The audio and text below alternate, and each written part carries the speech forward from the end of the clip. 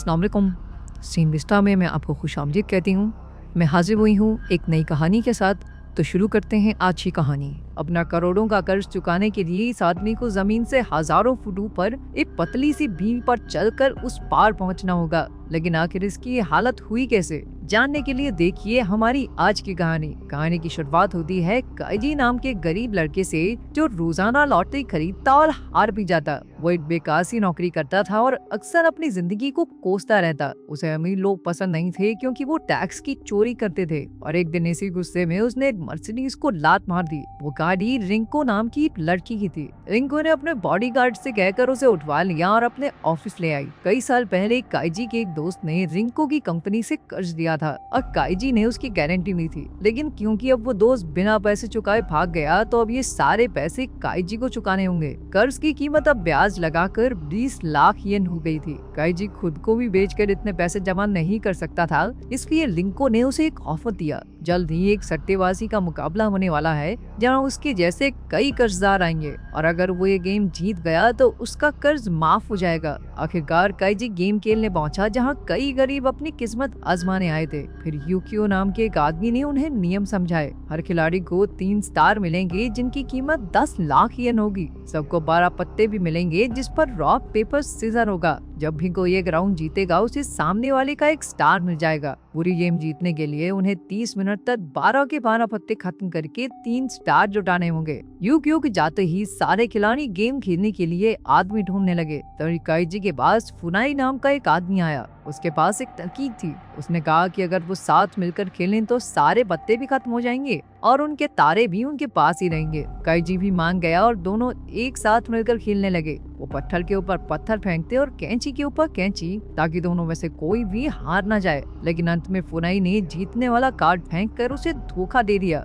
आखिरकार काइजी के पास सिर्फ एक तारा और एक ही कार्ड बचा था। इस धोखे से बौखलाया काइजी फुनाई को पीटने लगा, जिससे फुनाई के खून के छींटे उसके कार्ड पर गिर गए। आखिरकार गार्ड्स ने उन्हें छुड़ाया, लेकिन फुनाई ने सबको बता दिया कि काइजी के पास सिर्फ अब कैंची वाला पत्ता बचा है। बदले में काइजी ने भी कह दिया इसके पास भी पत्थर वाला कार्ड है, याद रखना सारे गेम कर देना इसकी जिसके साथ भी खेले। इससे सारे खिलाड़ियों में अफरा तफरी मच गई। अब सिर्फ 10 मिनट बाकी थे, इसलिए फुनाई ने कहा कि उन सबको अपने पत्ते मिलाकर दोबारा बांट लेने चाहिए। इसके लिए तुरंत सब मान गए, लेकिन अब काइजी के दिमाग में एक प्लान था। फुनाई ने सारे पत्ते फेंट कर फिर से बांट दिए। काइजी के हाथ वो खून लगा हुआ पत्ता आया और उसने इशिडा नाम के खिलाड़ी के साथ मिलकर फुनाई को गेम की चुनौती दी। उसने एक बाजी जीतने के बदले 3 स्टार्स की मांग की। फुनाई को अपनी जीत का पूरा यकीन था, क्योंकि उसने काइजी के पत्ते पर वो खून का निशान देख लिया था। लेकिन काइजी भी ये जानता था और उसने बाजी खेलने पर फुनाई को हरा दिया। उसने पहले ही इशिडा का कार्ड लेकर उस पर खून लगा दिया था और फुनाई को लग रहा था कि ये उसके वाला पत्ता है। आखिरकार इशिडा और काइजी के पास 3-3 स्टार्स हो गए और उन्होंने आपस में ड्रॉ खेलकर बाजी खत्म कर दी। लेकिन ऐन मौके पर इशिडा को याद आया कि उसके पास एक और पत्ता बचा है। लेकिन अफसोस अब टाइम खत्म हो चुका था, इसलिए गार्ड्स उसे पकड़कर ले गए। लेकिन क्योंकि काइजी ने उसका साथ निभाने का वादा किया था, इसलिए वो भी उसके साथ चला गया। उन्हें धरती के नीचे ह्यूडू नाम की एक बिलियनियर आदमी का महल बनाने के लिए ले जाया जा रहा था। वहाँ पर मजदूरों को बिना रुके लगातार काम करना पड़ता और खाने के नाम पर भी एकदम सादा खाना दिया जाता। उन सब के कंधों में एक माइक्रोचिप डाली गई थी ताकि वो भाग न सकें। इसके अलावा उन्हें पैसे भी बहुत कम मिलते थे। काइजी को पूरा दिन जी तोड़ काम करने के बस 270 रुपए दिए जाते। इसके बावजूद भी काइजी ने धीरे धीरे पैसे जमा करके अपना कर्ज चुकाने की ठानी। लेकिन जल्द ही वहाँ बियर और स्वादिष्ट खाना बिकने लगा। काइजी ने एक बार तो खुद को रोक लिया, लेकिन जब दुकानदार ने उसे शराब मुफ्त में देकर खाने की खूब तारीफ की, तो वो खुद को रोक न सका और उस शाम उसने अपने सारे जमा किए हुए पैसे शराब में उड़ा दिए। सारे कैदियों का यही हाल था और इसी तरह वो सालों तक कंपनी के गुलाम बनकर ही रह जाते। फिर अगले दिन भूकंप आने की वजह से इशिडा को चोट लग गई, तो काइजी तुरंत उसे इलाज करवाने ले गया। लेकिन तब उसे पता चला कि यहाँ तो इलाज के लिए भी खुद से पैसे देने होंगे। तब जाकर उसे एहसास हुआ कि वो चाहे कितने भी पैसे क्यों ना जमा कर ले, लेकिन वो कभी भी आजाद नहीं हो पाएगा। लेकिन डॉक्टर ने उसे बताया कि यहाँ से बच निकलने का एक तरीका है। जल्द ही ब्रेव मैन रोड गेम के लिए लोग इकट्ठा किए जाएंगे, उसमें चले जाना, जीत गए तो माला माल, वरना बदहाल तो यहाँ पे हुई। फिर कुछ दिन बाद गार्ड सहारा नाम के कैदी को ब्रेव मैन रोड गेम के लिए ले जाने लगे। ये एक बेहद खतरनाक गेम थी जहाँ जीतने पर आजादी तो हारने पर मौत मिलेगी। लेकिन काइजी और इशिडा इस जोखिम को उठाने के लिए तैयार हो गए। इसके बाद उनकी आंखों पर पट्टी बांधकर उन्हें एक अनजान जगह पर ले जाया गया। जब उनकी आंखें खुली तो वो एक बिल्डिंग की छत पर थे और यूकियो ने एक बार फिर से उन्हें नियम समझाए। हर खिलाड़ी को 1 करोड़ येन की एक टिकट मिली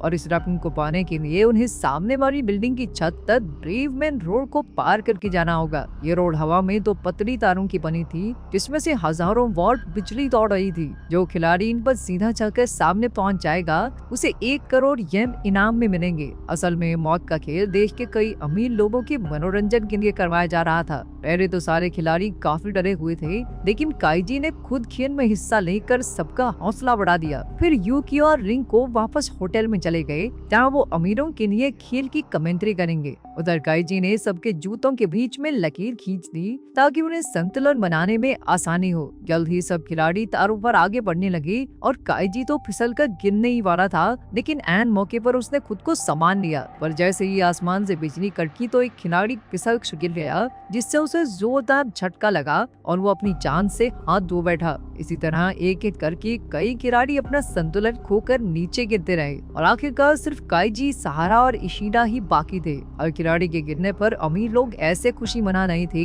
जैसे कोई फुटबॉल का गोल हो गया हो। ये देखकर रिंको को काफी गुस्सा आया। उधर तेज बारिश की वजह से इशिडा हिम्मत हार गया और उसने काइजी को अपनी टिकट देकर कहा कि दोस्त, अगर तुम जीत गए तो मेरी टिकट के पैसे मेरी बेटी तक पहुंचा देना। फिर काइजी के पलटते ही वो नीचे गिर गया और काइजी को अपने दोस्त की मौत का बहुत दुख हुआ।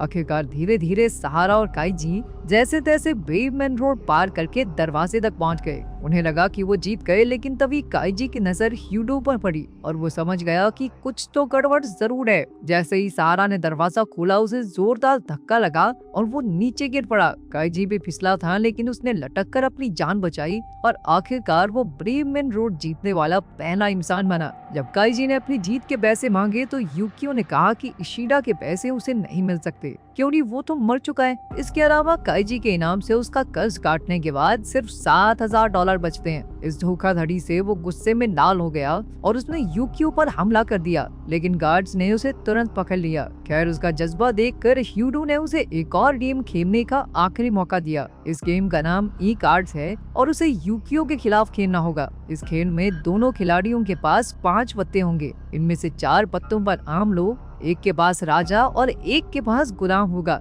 सबसे पहले गुलाम वाला खिलाड़ी अपना पत्ता उल्टा रखेगा और जिसके पास राजा वाला पत्ता होगा वो अपनी चाल चलेगा। अगर आम आदमी के ऊपर आम आदमी वाला पत्ता गिरा तो ड्रॉ होगा। आम आदमी गुलाम को हरा सकता है और गुलाम राजा को। इस खेल में 3 बाजियां होंगी। मौका मिलने पर काइजी ने गुलाम वाले पत्ते चुने। हालांकि वो बखूबी जानता था कि उसे पहले पत्ता रखना होगा और यूकियो उसके हाव भाव पड़ सकता है। आखिरकार खेल शुरू हुआ। ये खेल अंडरग्राउंड टीवी पर उसके सारे साथी कैदी देख रहे थे। काइजी ने पहले 2 सिटीजन्स रखे और सामने से ड्रॉ हो गया, लेकिन जब उसने गुलाम डाला तो यूकियो को पहले ही पता चल गया और उसने उसे आसानी से हरा दिया। लेकिन ह्यूडो को और खेल देखना था, इसलिए उसने काइजी को कुछ पैसे उधार दिए ताकि वो फिर से खेल सके। इस बार काइजी ने देखा कि यूकियो ना तो उसकी तरफ देख रहा था और ना ही अपने पत्तों की तरफ। काइजी ने पहले गुलाम फेंकने की चाल चली, लेकिन इस बार भी यूकियो ने उसे हरा दिया। वो समझ नहीं पा रहा था कि आखिर यूकियो हर बार उसकी चाल कैसे पढ़ लेता है।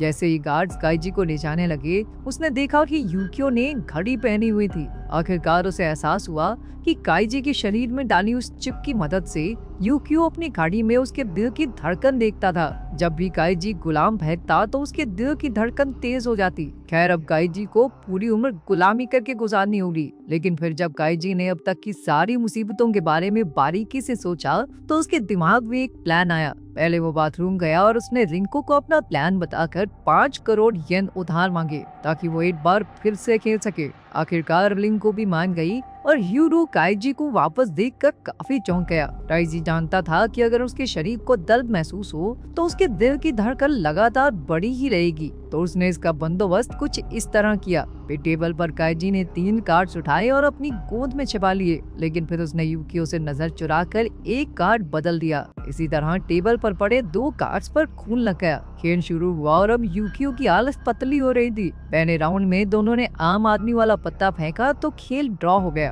अगली बार काइजी ने वो पत्ता रखा जिस पर खून लगा था। यूकियो को याद आया कि खून लगने से पहले टेबल पर गुलाम और आम आदमी वाले पत्ते थे, इसलिए यूकियो ने भी आम आदमी वाला पत्ता फेंका। काइजी ने भी वही पत्ता फेंका था तो फिर से ड्रॉ हो गया। अब यूकियो को यकीन हो गया कि दूसरा खून वाला पत्ता गुलाम ही है। आखिरकार काइजी ने फिर से वो खून लगा पत्ता रखा और यूकियो उस पर आम आदमी वाला पत्ता फेंककर उसे हराने ही वाला था कि उसे एहसास हुआ कि काइजी इतना भी बेवकूफ नहीं, क्योंकि उसने पहली गेम में भी एक नए पत्ते पर खून लगाया था। यूकियो को याद आया कि काइजी ने शुरुआत में पत्ता बदला था, तो इसका मतलब अब की बार उसने गुलाम नहीं बल्कि आम आदमी वाला पत्ता फेंका है। यूकियो ने पूरे यकीन से राजा फेंक दिया, लेकिन ये क्या, काइजी ने दरअसल गुलाम ही रखा था, इसलिए वो जीत गया। काइजी ने बताया कि उसने कभी पत्ते बदले ही नहीं, बस बदलने का नाटक किया। अब यूकियो हार चुका था और ह्यूरू ने उसे मजदूर बनाकर अंडरग्राउंड भेज दिया काम करने के लिए। अगले दिन काइजी और रिंको ने जश्न मनाते हुए इनाम का पैसा बांट लिया, लेकिन अचानक काइजी बेहोश हो गया। असल में रिंको ने उसकी शराब में कुछ मिलाया था। जब उस बेचारी की आंख खुली तो रिंको पैसों के साथ फरार हो चुकी थी। उसमें एक खत में लिखा था कि उसने खेल के लिए काइजी को हर मिनट पर ब्याज लगाकर कर्ज दिया था और अब सारे पैसे काट कर काइजी के पास $4000 ही बचे हैं। एक और धोखा मिलने से काइजी फिर टूट गया और फिर रिंको ह्यूरू की नौकरी छोड़कर ऐश करने लगी। कुछ दिन बाद इशिदा की बेटी को एक अनजान खत में $4000 और उसके पिता की टिकट मिली। अब काइजी के पास भले ही एक फूटी कौड़ी ना हो, लेकिन उसके लिए अपनी आजादी सब कुछ थी। उम्मीद है कि आपको आज की हमारी स्टोरी पसंद आई होगी। मजीद वीडियोस के लिए हमारे चैनल को सब्सक्राइब कीजिए और बेल आइकन को प्रेस करना ना भूलिए, ताकि हमारी नई वीडियोस की अपडेट्स मिलती रहें। शुक्रिया।